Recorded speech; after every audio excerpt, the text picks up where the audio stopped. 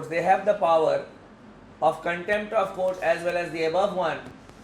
The Supreme Court and the High Courts in India have been declared as court of records. Clear? Because the lower courts do not have the power for punishing an individual for contempt of court. वो movie तक ही है कि अगर तुम ऐसा कर रहे हो तो अभी आपको जेल भेज दिया जाएगा. That is not contempt of court proceedings. The contempt of court proceedings are held only in the high court. एक proper case मेरे against में file होगा for contempt of court. I will hire a lawyer. He will go and defend that no, this is not contempt of court.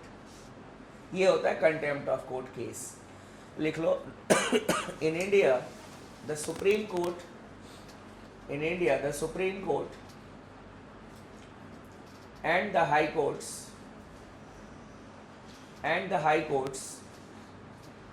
have been declared as court of records. Have been declared as court of records.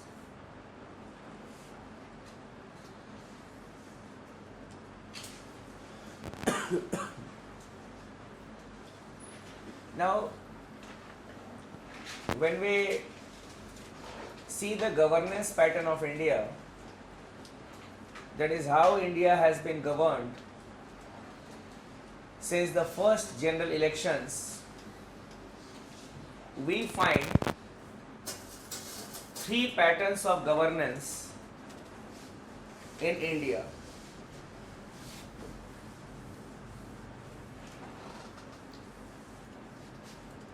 We find three patterns of governance in India since independence. Since the first general election.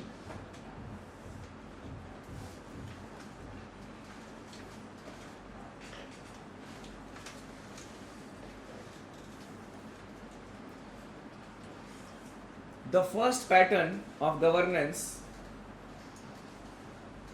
is generally termed from 1952 to 1966.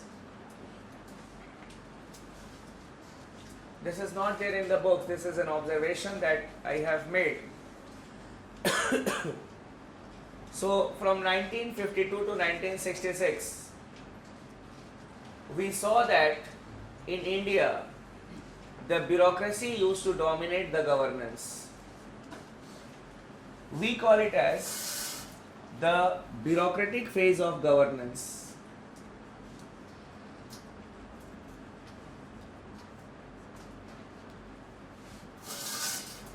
We can term it as bureaucratic phase of governance. Now, if you see the timeline 1952 to 1966, India had undertaken the process of infrastructure building.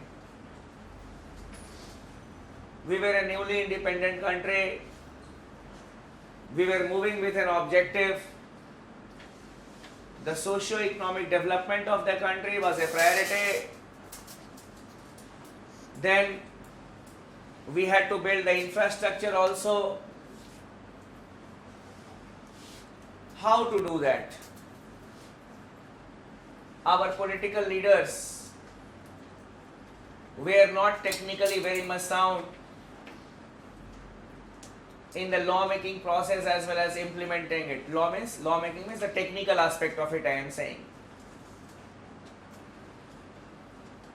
And that is why the politicians, they used to rely too much on the bureaucracy. The officers of the ICS, Indian Civil Services, they had got converted into the officers of Indian Administrative Service. And because of their training under the British government, they had got the expertise in the policy making as well as policy implementation. During this period, the bureaucracy played a very important role in the policy making as well as implementation. and they basically dominated the administrative structure of the country. I had seen one photograph with having Pandit Nehru in the room of a secretary. He was an old man. He was sitting smoking a cigar and Pandit Nehru standing in front of him. This shows the power of, we can say, the bureaucracy. The person must be of a secretary level rank and the Prime Minister standing and talking to him. And nowadays, even if you wear a sunglass, then as an administrator, then you will be shown the path, how to behave.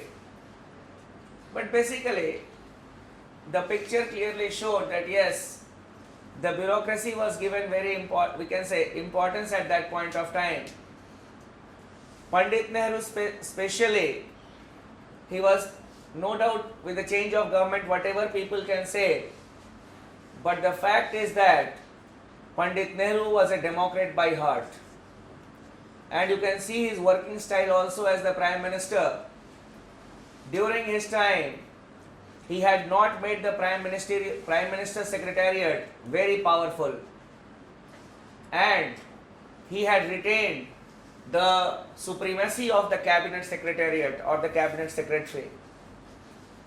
And the person who was appointed as his Principal Secretary, he was much junior to the Cabinet Secretary. So he gave due importance to the bureaucracy.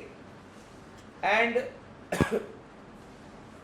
you can see that we had got very powerful bureaucrats, H.N. Husker, then we had got L.K. Jha.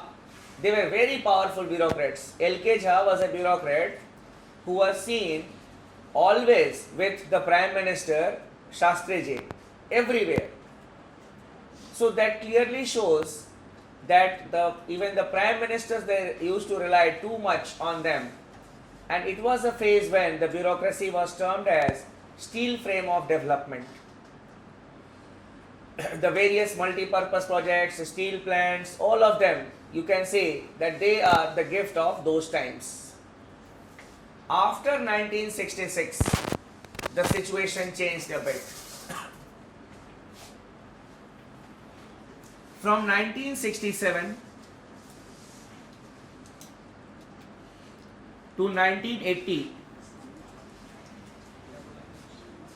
we saw a specific trend of governance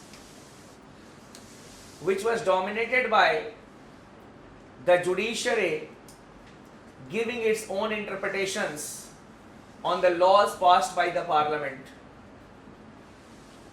We call it as the judicial review phase.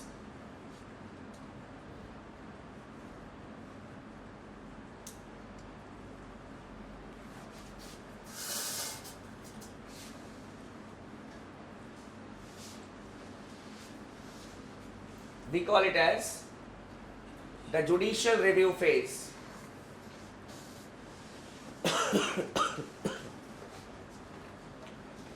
During this phase, we saw laws being made by the parliament and frequently the judicial interpretation on it, they were declared as null and void. 3 major judgments shaped the governance of the country at that point of time.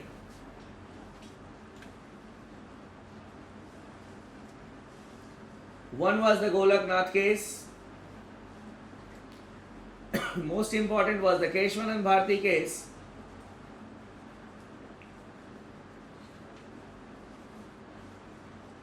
And we had the Minerva Mills Limited case.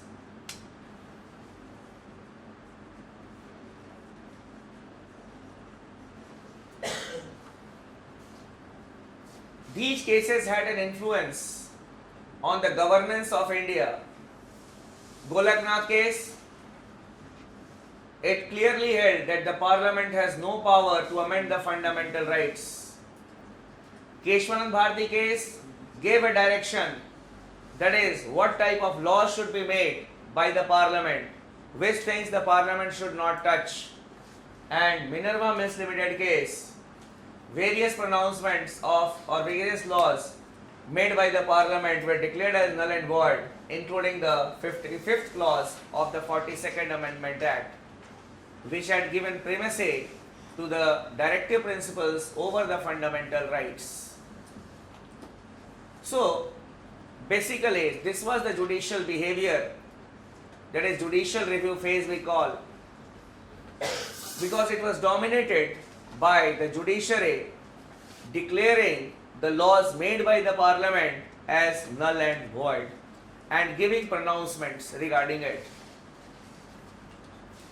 Since 1980s,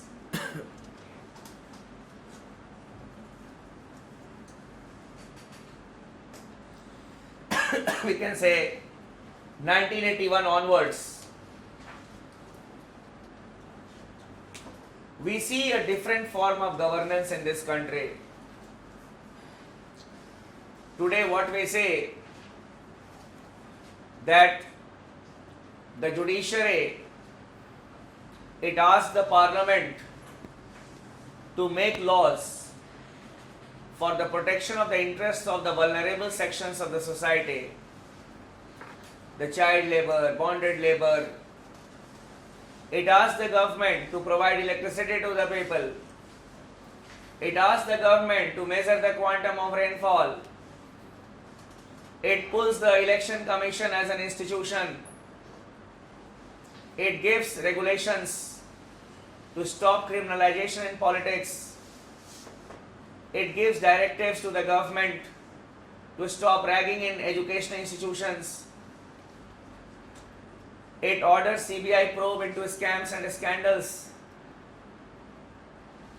We say that we are living in the era of judicial activism. So this phase is known as, or can be termed as, the judicial activism phase.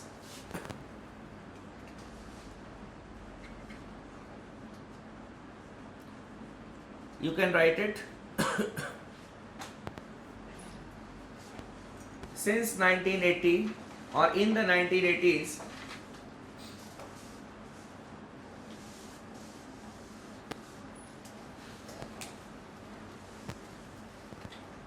it is being held that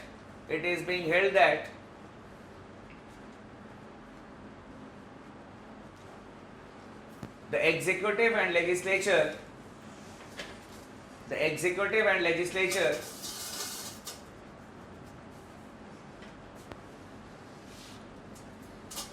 the two organs of the government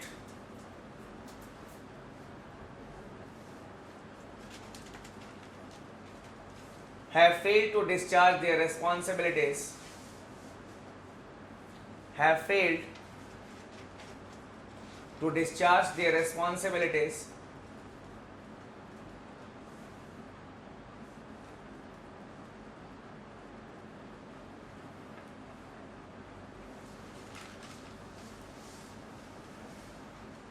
the judiciary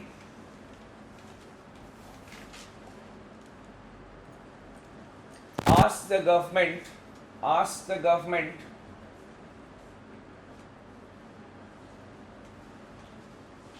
to measure the quantum of rainfall,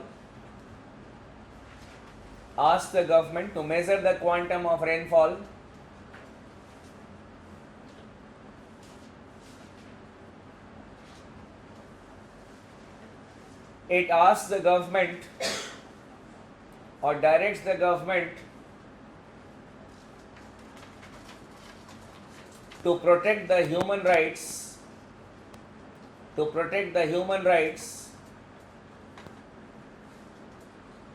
of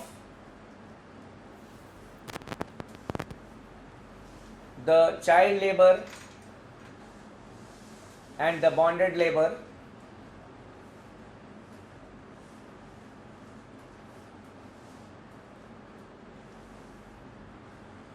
It orders CBI probe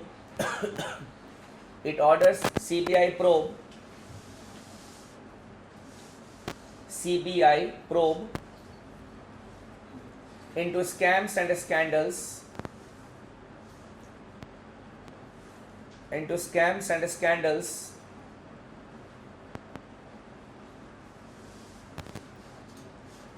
it asked the government to initiate electoral reforms.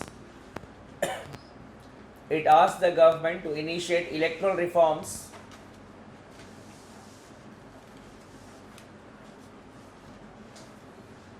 it gives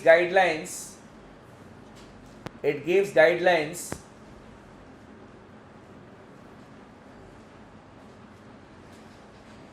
for admissions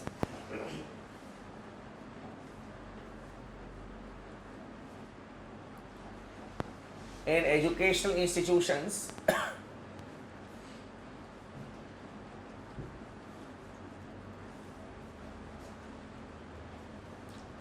and what not,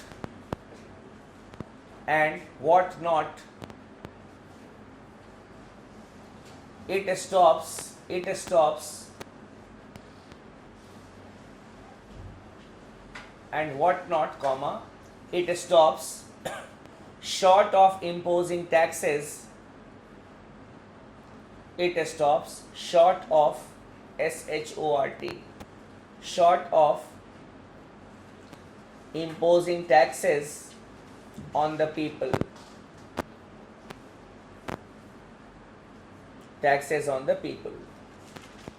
We can say that we are living in the era of judicial activism. We can say that we are living in the era of judicial activism.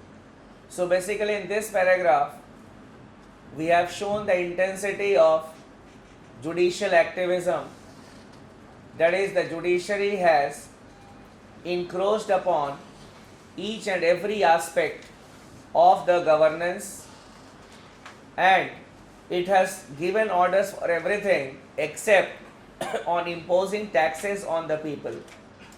The judiciary is silent on that till date, except that if you say lot of various other issues are there on which the Supreme Court has given its regulations.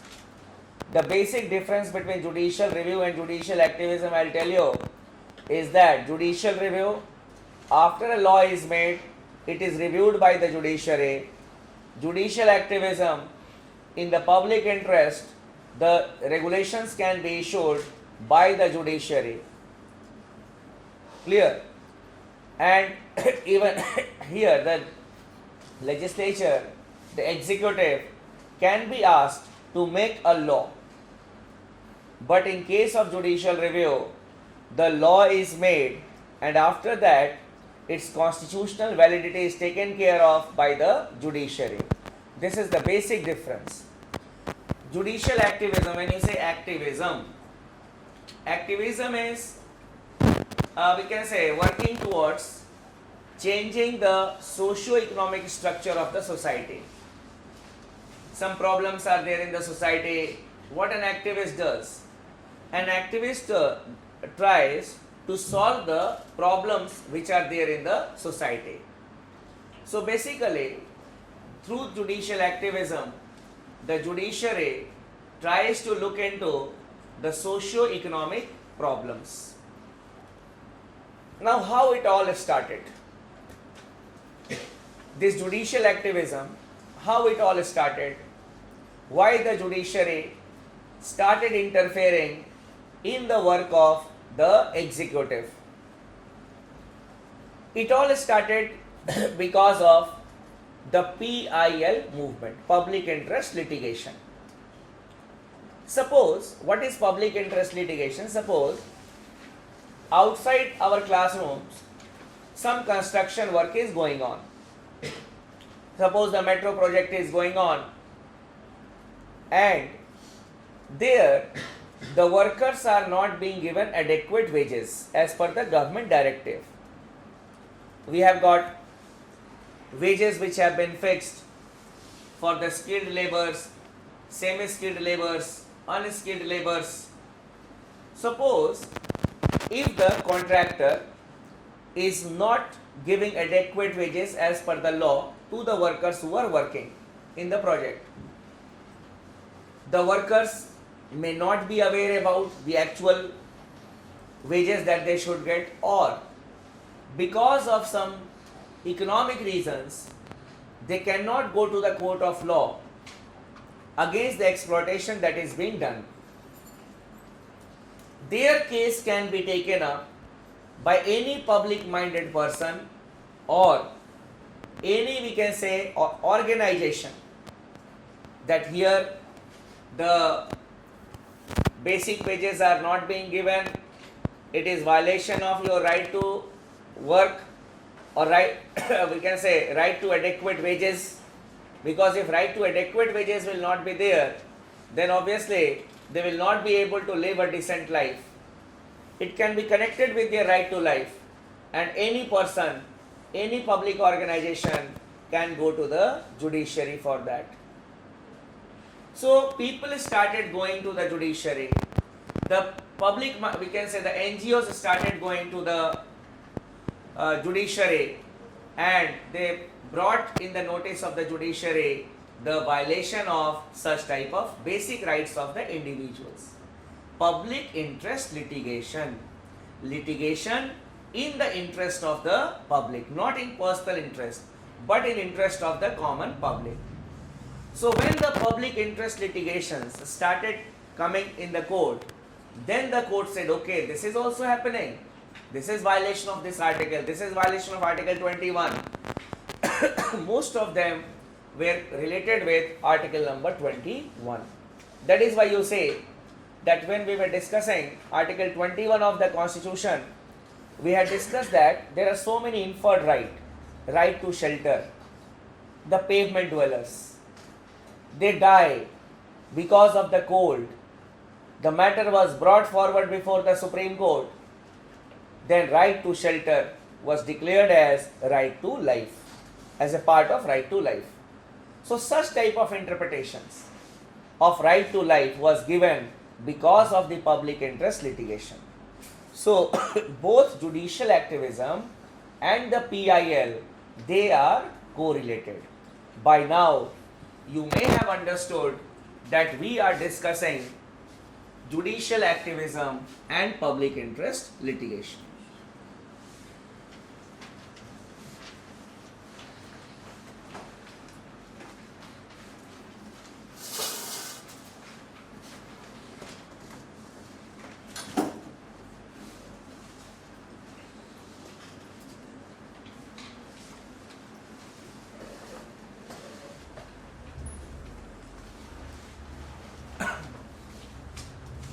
Now coming to the PIL, you can write it in the next paragraph.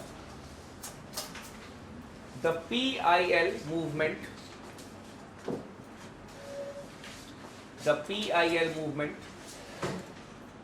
started in the US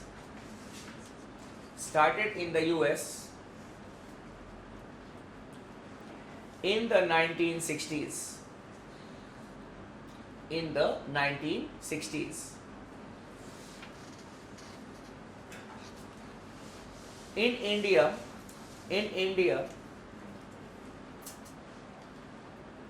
it started in the 1970s. It started in the 1970s, but it came into full bloom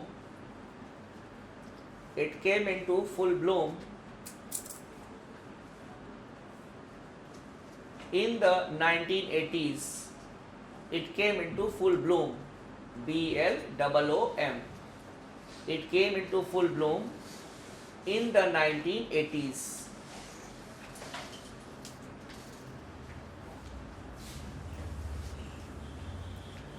In India,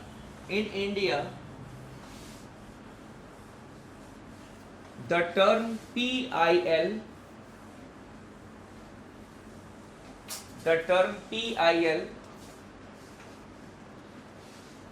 was used for the first time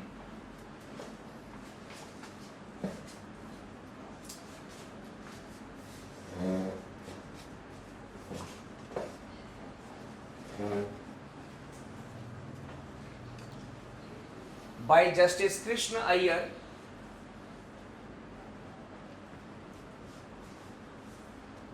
and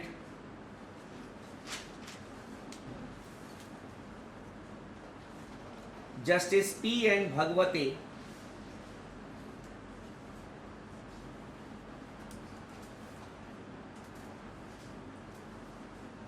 so they had no doubt the concept was there. The particular word public interest litigation was used by these two judges for the first time in 1981. Now, these judges are also remembered for one more thing. These judges, they had given the concept of epistolary jurisdiction. These judges had also given the concept of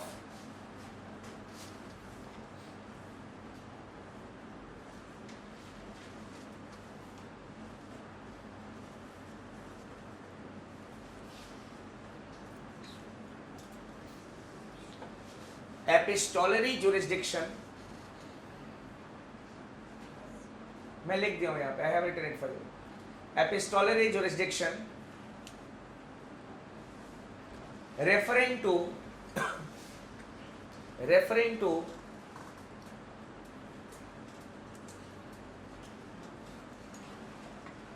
letter petitions,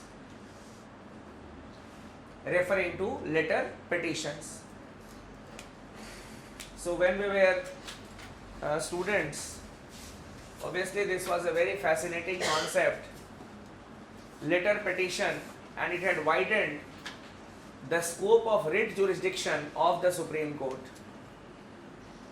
Any person who was not capable of coming to the court through the letter petitions, he can write to the Supreme Court, to the High Court regarding his problem, and the court used to take those problems. It was considered as a writ petition.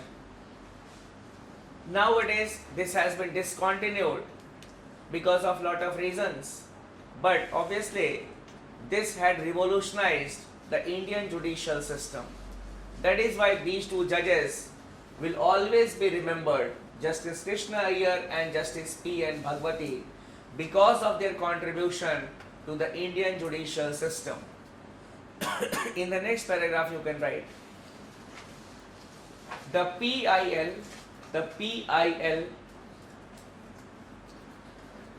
is a strategic arm.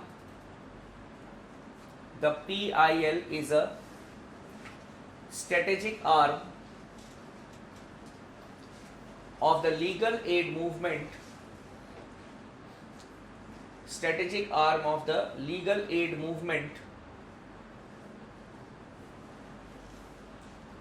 which aims to bring legal aid, AID, which aims to bring justice at the doorsteps of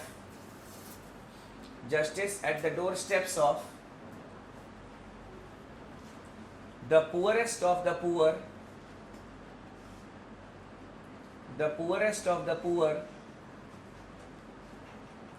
the most disadvantaged in the society,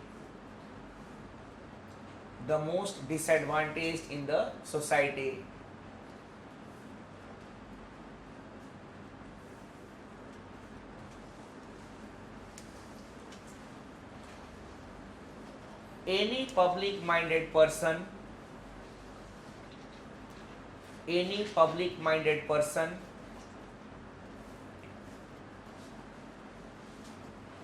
or an organization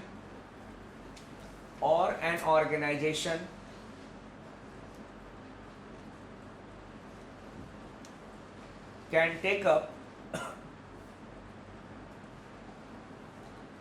the cases of those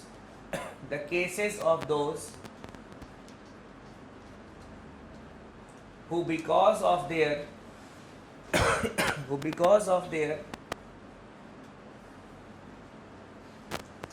socio-economic disabilities,